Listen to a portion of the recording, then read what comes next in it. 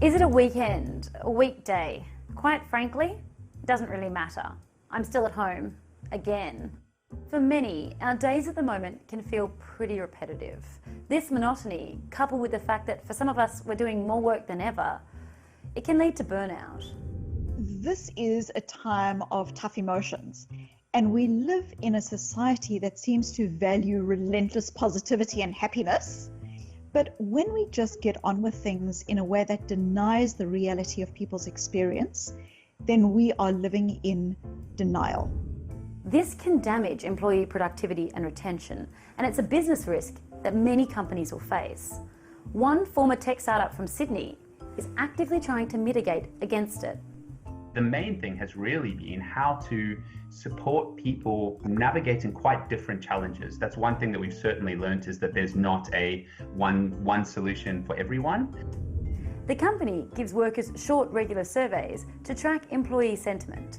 They also have a subscription to a wellness app. They run fitness classes, trivia nights, and even pub sessions where they all dance.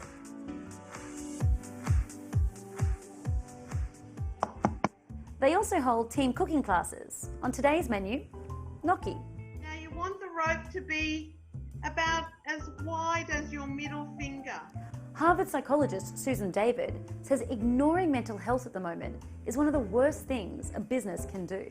The costs include things like lower levels of engagement, an organizational culture that feels stymied and that isn't working effectively, and ultimately the cost becomes a cost to the bottom line as well.